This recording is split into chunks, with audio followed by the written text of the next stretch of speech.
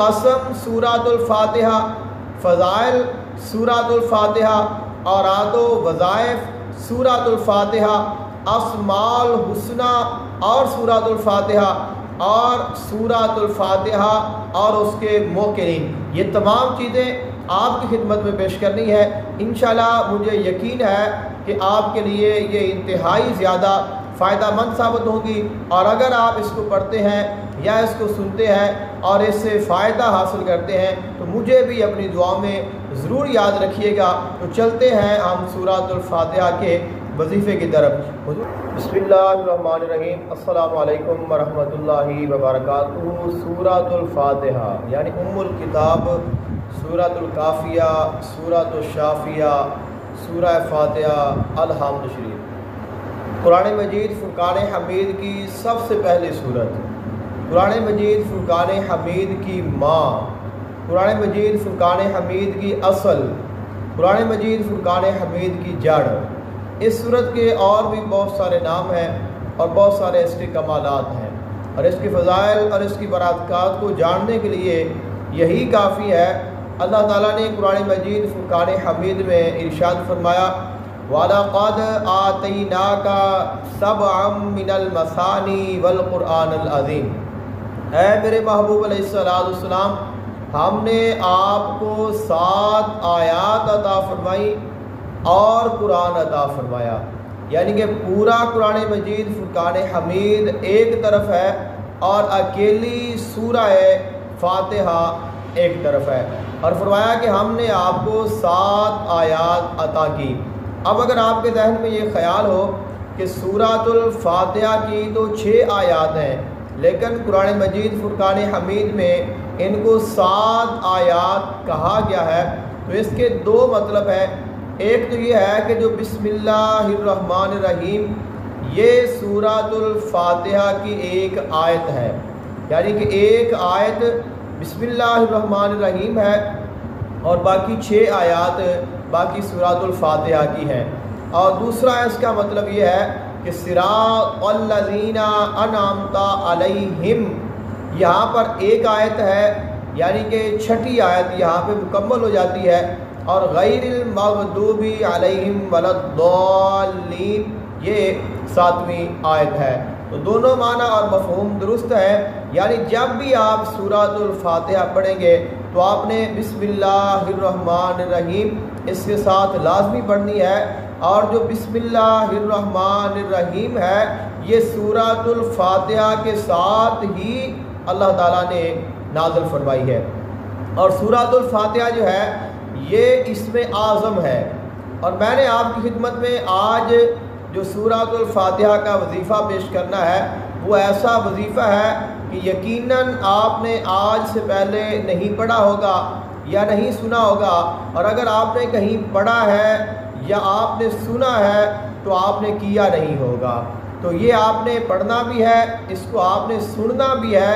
اور اس کو آپ نے کرنا بھی ہے، اور پھر آپ اس کے کمالات دیکھیں۔ اور آج کا جو وظیفہ ہے یہ صرف سورہ فاتحہ کا نہیں ہے، سورۃ الفاتحہ کے ساتھ اسماء اعظم، اسماء الحسنی میں سے اللہ تعالیٰ کے ناموں میں سے، اسماء الحسنی میں سے اللہ تعالیٰ کے بہت ہی پیارے اور مخصوص نام ہیں،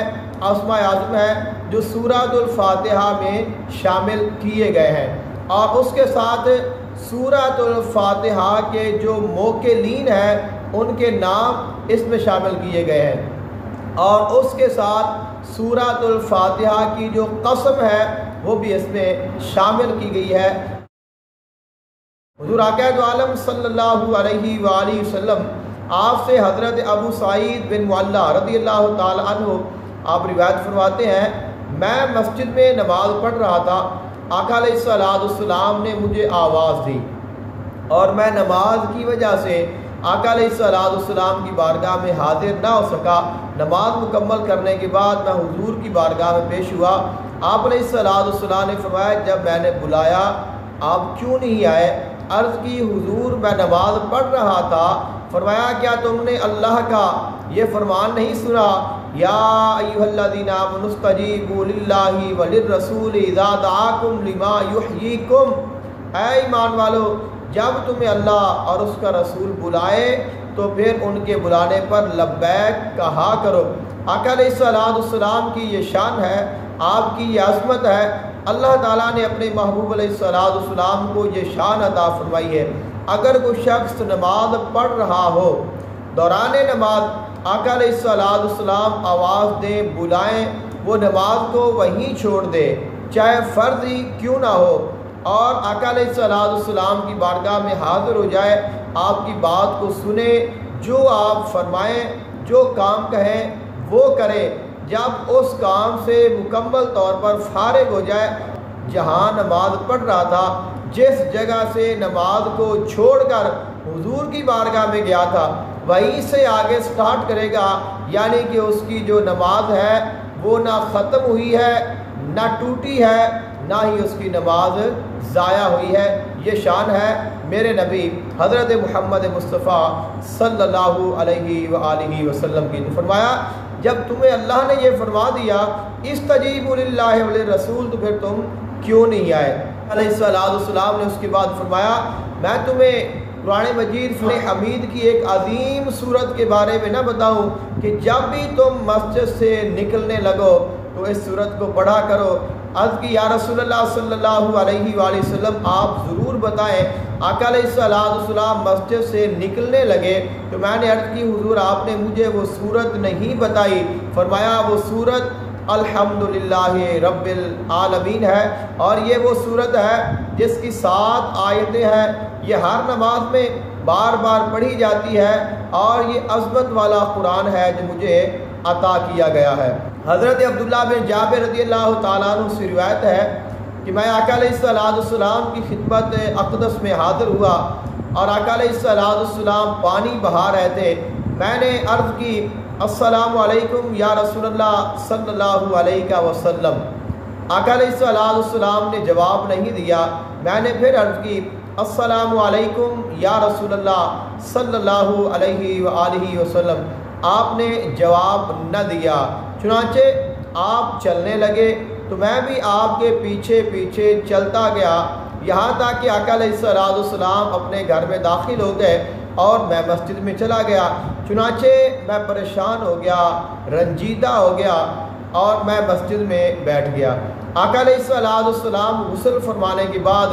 آپ میرے پاس مسجد میں تشریف لائے اور فرمایا وعلیکم السلام ورحمۃ اللہ، وعلیکم السلام ورحمۃ اللہ، وعلیکم السلام ورحمۃ اللہ۔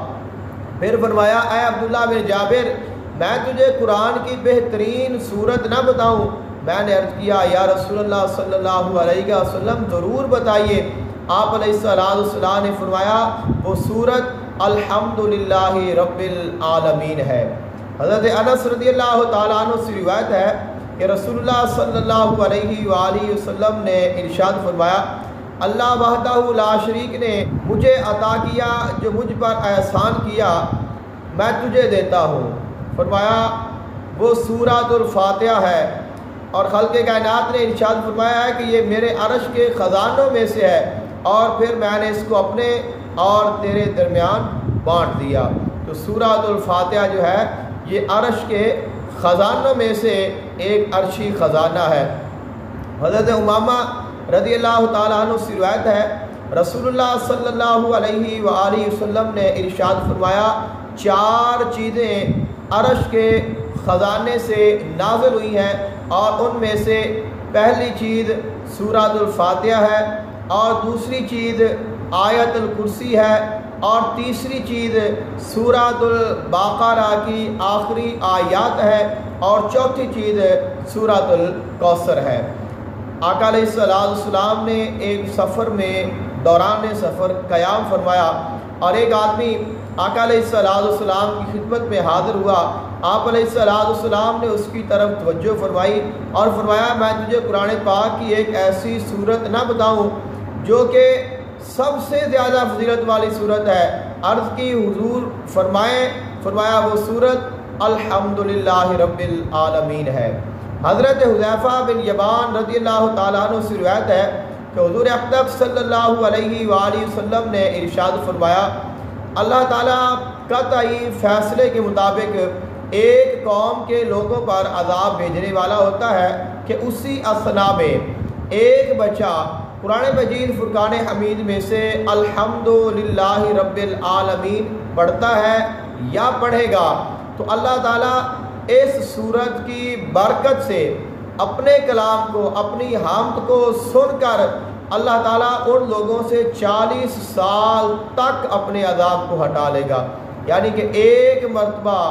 سورہ فاتحہ کو پڑھنے سے اللہ تعالیٰ 40 سال تک پوری قوم سے اپنے عذاب کو ہٹا لیتا ہے۔ تو اگر اس کو پڑھا جائے اور مسلسل پڑھا جائے پھر اللہ تعالیٰ اپنی رحمتوں کا کیسے نزول فرمائے گا۔ حضرت ابو سعید خدری رضی اللہ تعالیٰ عنہ سے روایت ہے کہ ہم ایک سفر میں ٹھہرے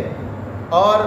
ہمارے پاس ایک لونڈی آئی کہ سردار جو ہمارے قبیلے کا ہے اسے سانپ نے ڈس لیا ہے اور قبیلے والے موجود نہیں ہیں، اگر آپ میں سے کوئی ایسا شخص ہے جو دم کر لیتا ہو تو میرے ساتھ آئے۔ آپ فرماتے ہیں کہ ہم میں سے ایک آدمی کھڑا ہوا اور انہوں نے کہا کہ میں دم کر لیتا ہوں، اور آپ گئے اور آپ نے دم کیا اور وہ ٹھیک ہو گیا۔ اب اس سردار نے آپ کو بطور ہدیہ اس صحابی رسول کو 30 بکریاں بھی دیں، دودھ بھی پلایا،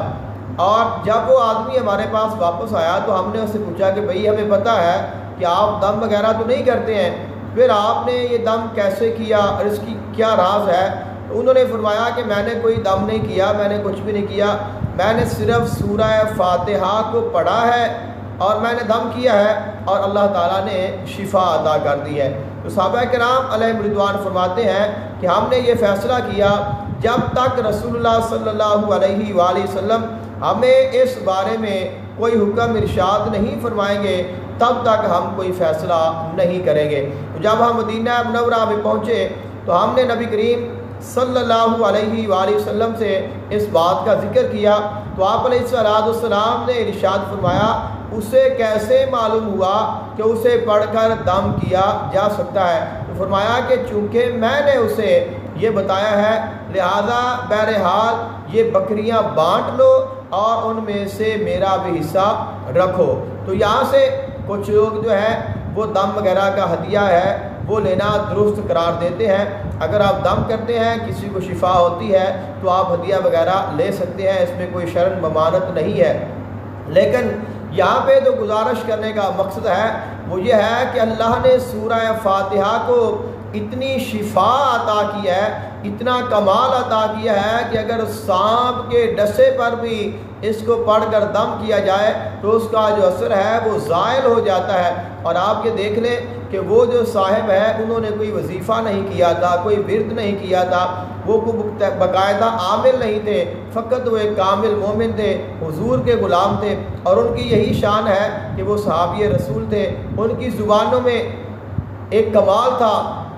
جو انہیں آقا علیہ السلام سے حاصل ہوا تھا، لیکن اگر ہم چاہیں ہم کوشش کریں تو اللہ تعالیٰ ہمیں بھی وہ کمال عطا کر سکتا ہے، کیونکہ ہم بھی اسی نبی کے غلام ہیں جس نبی کے غلام وہ تھے۔ حالانکہ اگرچہ ہم وہ مقام تو نہیں پا سکتے لیکن ان کے صدقے سے اللہ تعالیٰ ہمیں بھی بہت کچھ عطا فرمائے گا۔ آقا علیہ السلام نے حضرت ابی بن کعب سے معلوم کیا تم نماز میں قرات کس طرح کرتے ہو؟ تو انہوں نے سورہ فاتحہ سنائی۔ نبی کریم صلی اللہ علیہ وآلہ وسلم نے ان سے سورہ فاتحہ سن کر فرمایا اس خدا کی قسم جس کے قبضہ میں میری جان ہے، تورات، انجیل، زبور اور قرآن مجید میں اس جیسی اور کوئی صورت نازل نہیں ہوئی، اس میں 7 آیتیں ہیں اور یہ اس قرآن کریم میں 2 بار نازل ہوئی جو مجھے عطا کیا گیا۔ یعنی کہ سورہ جو فاتحہ ہے یہ اللہ تعالیٰ نے اپنے محبوب علیہ السلام کو 2 مرتبہ عطا فرمائی، یعنی ایک ہی صورت 2 مرتبہ نازل فرمائی ہے۔ تو یہاں سے آپ اندازہ لگائیں کہ یہ صورت کتنی باکمال ہے اور اللہ نے اس کو کتنی عظمت و شان عطا کی ہے۔ حضرت ابو ہریرہ رضی اللہ تعالیٰ عنہ سے روایت ہے رسول اللہ صلی اللہ علیہ وآلہ وسلم نے ارشاد فرمایا سورہ فاتحہ ہی ام القرآن ہے، ام الکتاب ہے اور 7 مثانی ہے۔ حضرت ابو سعید بن معلہ رضی اللہ تعالیٰ عنہ کا بیان ہے نبی کریم صلی اللہ علیہ وآلہ وسلم نے مجھ سے ارشاد فرمایا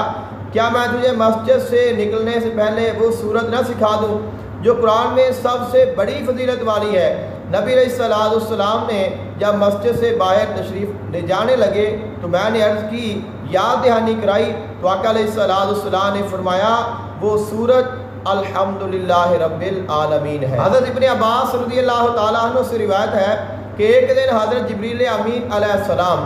نبی پاک صلی اللہ علیہ وآلہ وسلم کی بارگاہ میں بیٹھے ہوئے تھے۔ اچانک رسول اللہ صلی اللہ علیہ وآلہ وسلم نے ایک آواز سنی۔ نبی علیہ السلام نے اپنا سر مبارک اوپر آسمان کی جانب اٹھایا۔ حضرت جبریل امین علیہ السلام نے عرض کی، یا رسول اللہ صلی اللہ علیہ وآلہ وسلم، یہ آسمان کا ایک دروازہ ہے جس کو صرف آج کھولا گیا ہے اور آج سے پہلے کبھی نہیں کھولا گیا۔ پھر اس سے ایک فرشتہ نازل ہوا۔ حضرت جبریل امین علیہ السلام نے فرمایا، یہ فرشتہ جو آج نازل ہوا ہے یہ آج سے پہلے کبھی نازل نہیں ہوا۔ اس فرشتے نے سلام کیا، فرشتے نے آقا علیہ السلام کو سلام کیا اور کہا، آپ صلی اللہ علیہ وآلہ وسلم کو ان دو نوروں کی بشارت ہو جو آپ کو دیے گئے ہیں اور آپ سے پہلے کسی نبی کو نہیں دیے گئے۔ ایک سورہ فاتحہ ہے اور دوسرا سورہ بقرہ کا آخری حصہ ہے۔ آپ ان میں سے جو حرف بھی پڑھیں گے آپ کو اس کا مصداق مل جائے گا۔ حضرت ابی بن کعب رضی اللہ تعالیٰ عنہ سے روایت ہے، رسول اللہ صلی اللہ علیہ وآلہ وسلم نے ارشاد فرمایا، سورہ فاتحہ جیسی صورت نہ تورات میں، نہ انجیل میں اور نہ کسی اور آسمانی کتاب میں ہے، بلکہ قرآن پاک میں بھی ایسی کوئی صورت نہیں ہے، اور یہی 7 مثانی ہے اور یہی بانٹی ہوئی ہے میرے درمیان اور میرے بندے کے درمیان، اور میرے بندے کو ملے گا جو وہ مانگتا ہے۔ حضرت ابو ہریرہ رضی اللہ تعالیٰ عنہ سے روایت ہے، رسول اللہ صلی اللہ علیہ وآلہ وسلم نے ارشاد فرمایا، سورہ فاتحہ قرآن کی جڑ ہے اور کتاب کی جڑ ہے اور 7 مثانی ہے۔ اس میں 7 آیات ہیں جو ہر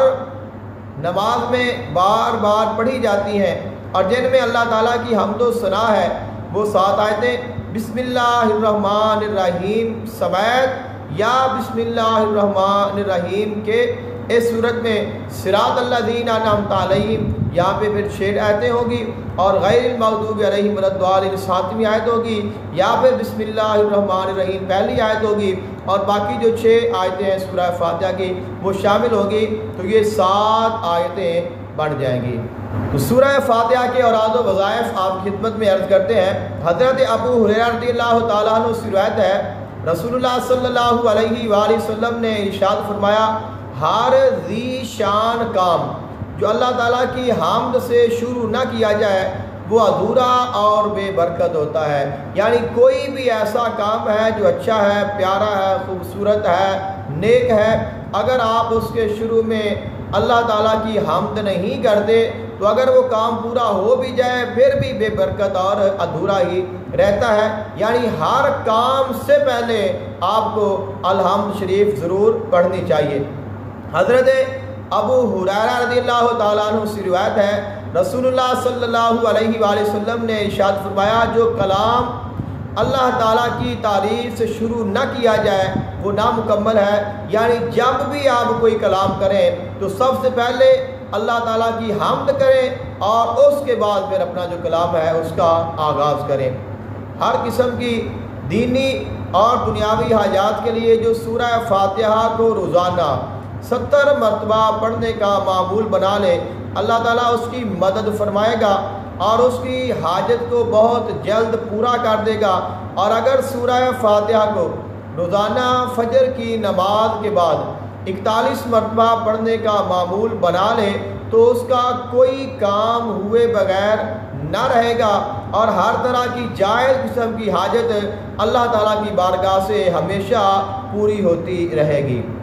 اگر آپ کی کوئی جائز حاجت ہے اور اس کو آپ پورا کروانا چاہتے ہیں تو چاند کے مہینہ کی پہلی اتوار کو نماز فجر کی سنت اور فرض نماز کے درمیان 70 مرتبہ سورہ فاتحہ پڑھیں، پھر اللہ تعالیٰ کی بارگاہ میں اپنے مقصد کے لیے دعا کریں۔ پہلے دن پڑھنے کے بعد دوسرے دن 70 مرتبہ اور اسی طرح روزانہ 10 کم کرتے جائیں۔ پہلے دن آپ 70 مرتبہ پڑھیں، دوسرے دن 60 مرتبہ، تیسرے دن 50 مرتبہ، چوتھے دن 40 مرتبہ، یعنی کہ پہلے دن آپ 70 مرتبہ پڑھیں، دوسرے دن 60، پھر 50، پھر 40، پھر 30، پھر 20 اور پھر 10۔ تو اسی طرح ایک ہفتہ تک آپ یہ عمل کریں۔ تو ایک ہفتہ میں آپ نے اس ہفتے کے دوران ناغہ نہیں کرنا، روزانہ پڑھتے رہیں۔ انشاءاللہ ایک ہفتہ میں جو بھی آپ کا کام ہوگا وہ ہو جائے گا، اور اگر آپ کا کام نہ ہو تو پھر نئے سرے سے آغاز کریں انشاءاللہ دوسرے ورنہ تیسرے ہفتے میں آپ کی جو بھی زائد حاجت ہوگی وہ اللہ تعالیٰ پوری فرما دے گا۔ اگر کوئی شخص یہ چاہتا ہے کہ کاروبار میں ترقی ہو تو کاروبار کی ترقی کے لیے سورہ فاتحہ بڑی یکسیر ہے۔ جو شخص کاروبار میں ترقی اور خیر و برکت چاہتا ہو اسے چاہیے کہ 40 دن تک 41 مرتبہ ہر نماز کے بعد سورہ فاتحہ کو پڑھے۔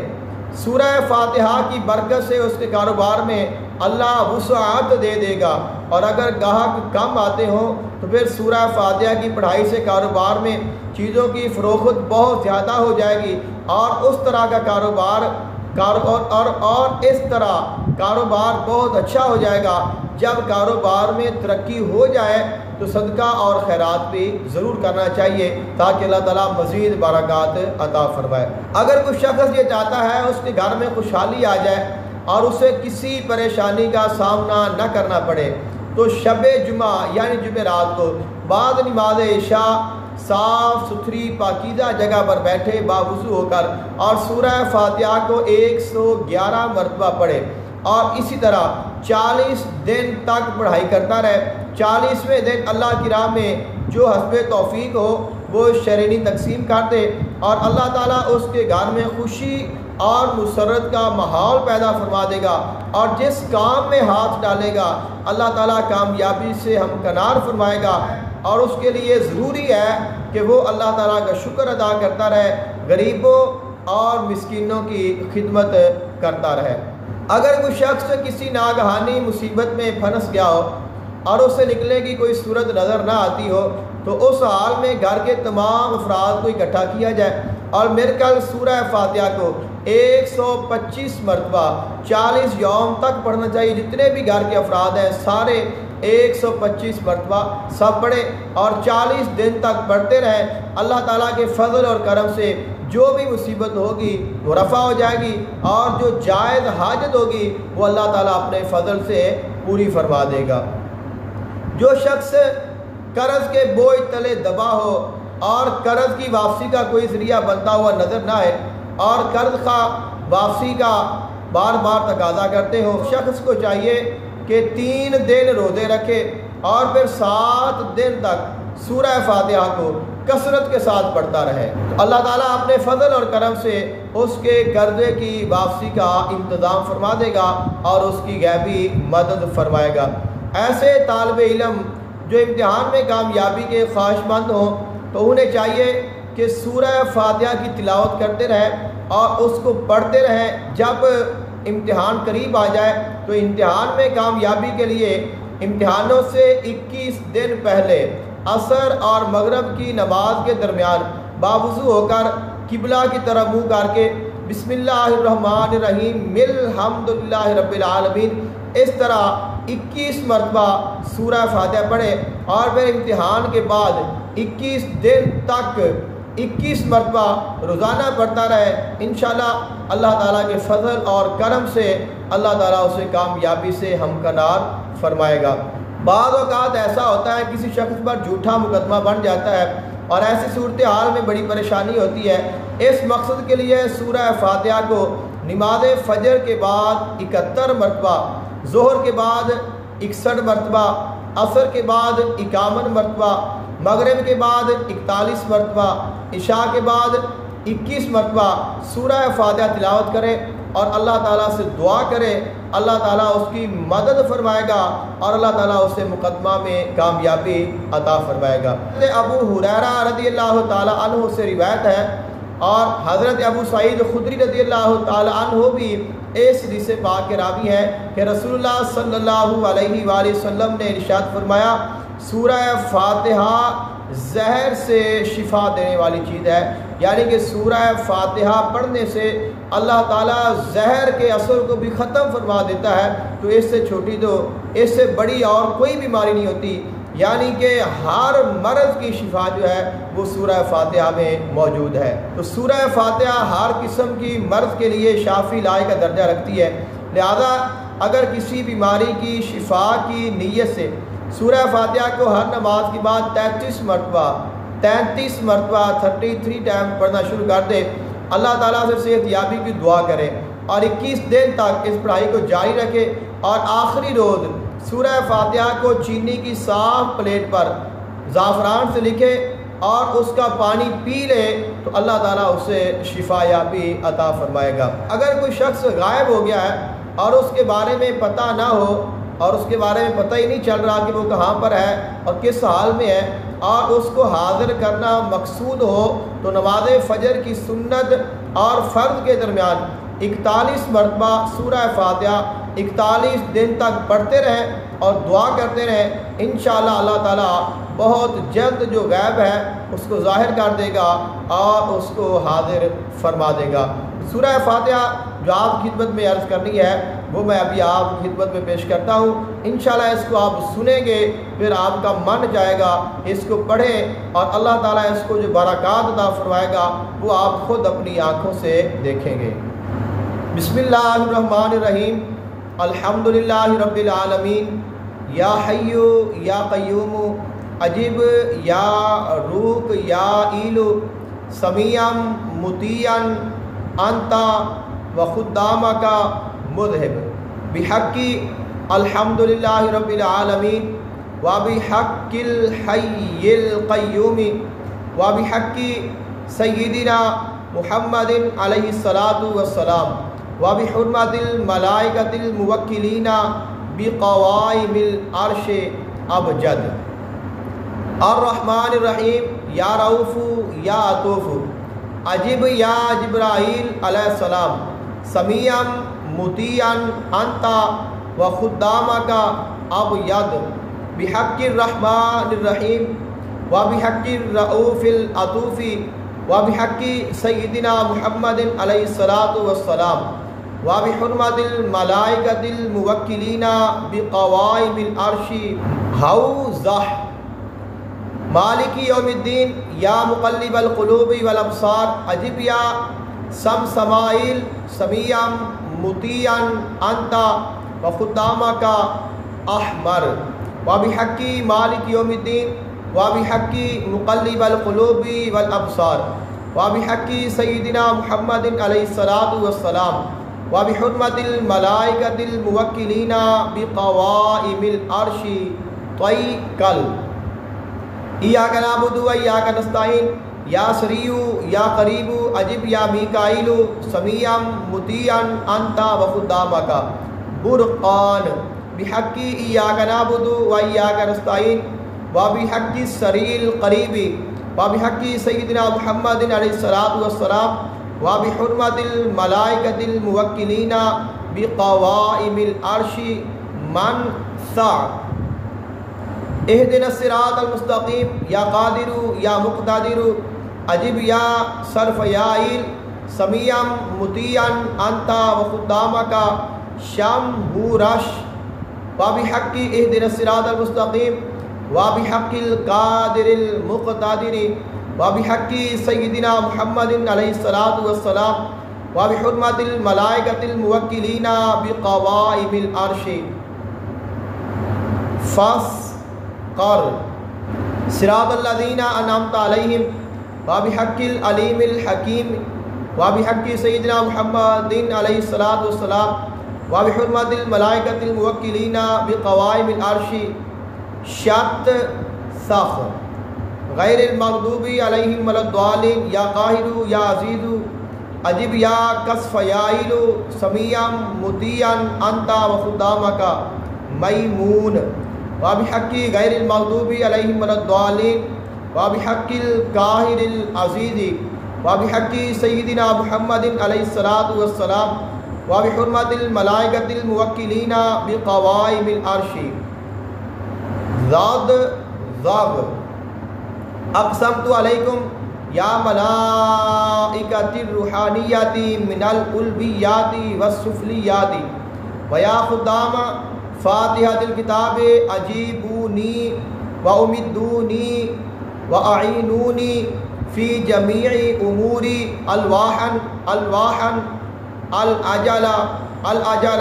الساعة بحق السبع المثانی والقرآن العظیم وبحق الاسرار والبرکات فیہا